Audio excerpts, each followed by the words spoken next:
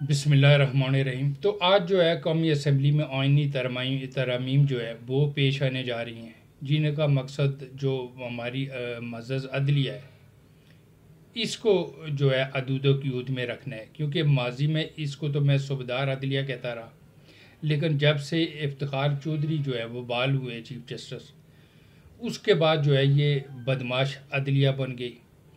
और अब जो है इसने ऐसी ऐसी वारदातें आइन और कानून के साथ डालना शुरू कर दी थी। आप 63A का फ़ैसला आप उठा के देखते हैं, जब हमज़ा शहबाज की हुकूमत को ख़त्म किया गया तो सुप्रीम कोर्ट ने कहा कि क्योंकि जो बल्कि हाई कोर्ट की तरफ से मेरे ख्याल में वो फैसला आया था कि जो है वो जो जिन्होंने वोट दिए पीटीआई के जो मेंबरान असम्बली सूबाई असम्बली ने, उनका ना उनका वोट तस्वर किया जो उनका काउंट किया जाएगा, यानी कि वो वोट उन्होंने कास्ट ही नहीं किया, लेकिन वो डी सीट भी होंगे।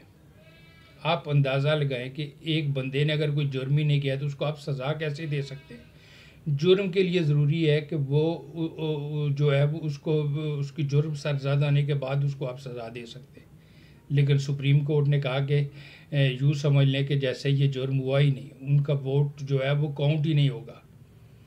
जबकि आइन और कानून ये कहता है कि अगर कोई जो एमपी हो या एमएनए हो वो पार्टी लाइन के अगेंस्ट जाके अगर वोट कास्ट करेगा तो वोट तो उसकी कास्ट होगी, लेकिन उसने पार्टी लाइन टो नहीं की, इसलिए वो डी सीट होगा। डी सीट इसलिए होगा कि उसने पार्टी लाइन की जो है वायलेशन की है, जुर्म किया है। लेकिन कोर्ट हमारी का फैसला के जो है ना ये समझ लें कि उन्होंने वोट कास्ट ही नहीं किया, यानी कि वो काउंट ही नहीं होगा, यानी कि उन्होंने जुर्म ही नहीं किया, लेकिन सज़ा इस कोर्ट ने ज़रूर देनी है। तो बदमाशी की भी जो है कोई हद होती है। तो इन्होंने आइन और कानून से ऐसे खिलवाड़ शुरू किए थे कि अब जो है ये इनका ये इलाज जो है वो ज़रूरी हो गया है। तो पहले ये सूबेदार अदलिया थी, फिर Iftikhar Chaudhry as a chief justice, उसकी बहाली के बाद ये बदमाश अदलिया बन गई, और अब इनको दोबारा जो है अब इनको सूबेदारी भी नहीं मिलने जा रही, अब इसको वलदार अदलिया जो है वो बना दिया जाएगा। तो क्या कौमी असम्बली में जो है आज जो जो वोट है मतलूबा तादाद जो है उसकी मौजूद है, तो ऐसा तो नहीं है कि न सेनेट में न कौमी असम्बली में।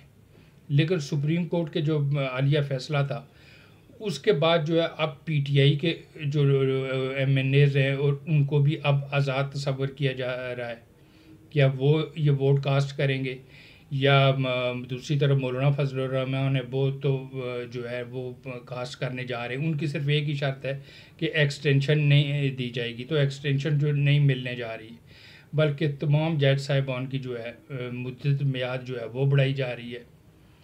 तो इसके बनने के बाद जो असल तरमीम है वो है जो चीफ जस्टिस बनाने की जो तरीक़ेकार है वो है। इस वक्त तो सीनियर मोस्ट चल रहा है, लेकिन अब जो है वो हुकूमत ने जो है वो सीनियर जो है 3 जज साहिबान उनकी लिस्ट जाएगी, जिस तरह के आर्मी चीफ के लिए होता है, और उसमें से हुकूमत सेलेक्शन करेगी। लेकिन अब जो है जो मौलाना फजलुर रहमान उनकी तजवीज़ में से एक ये भी है कि नहीं 3 नहीं 5, यानी कि चॉइस मज़ीद बढ़ाई जाए। अगर चौथे या 5वें नंबर में से कोई चीफ जस्टिस जो है ना हुकूमत का मंजूर नज़र होता है कि उसको भी आप उठा सकते हैं, चीफ जस्टिस बना सकते हैं। तो मतलूबा तादाद जो है इस वक्त असम्बली में जो है वो इस वक्त लगता है कि पूरी हो चुकी, क्योंकि वो हुकूमत ने नहीं पूरी करनी, जिन्होंने पूरी करनी है वो उन्होंने अपना टारगेट हासिल कर लिया होगा। क्योंकि जब से हाइब्रिड निज़ाम आया है, बिलखसूस खान साहब ने इसको तो जो है ना वो बुलंदियों तक पहुँचाया कि वो तो ख़ुद एतराफ़ करते हैं कि वो कोई कानून पास कराना या किसी और बिल के लिए अगर ज़रूरत हो तो एजेंसियां जो है, हमारा जो फैज़ हमीद और बाजवा के बारे में कहा जाता था कि वो मैनेज करते हैं। तो इस हाइब्रिड निज़ाम को जो है ख़ान ने जिसको तकवीत दी थी, अब वो जो है वो मज़ीद पल फूल रहा है।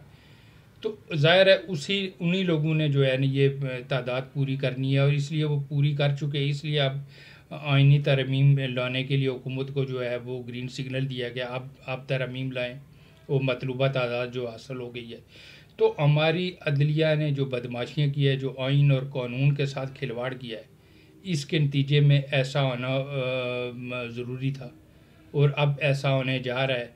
और ये सूबेदार अदलिया जो बदमाश अदलिया बन गई थी, अब ये सूबेदारी को भी तरसेंगे। अब इसे बलदार अदलिया जो है ये वो बनने जा रही हैं, क्योंकि इन्होंने आइन और कानून से जो खिलवाड़ किए हैं उसके बाद यही कुछ इनकम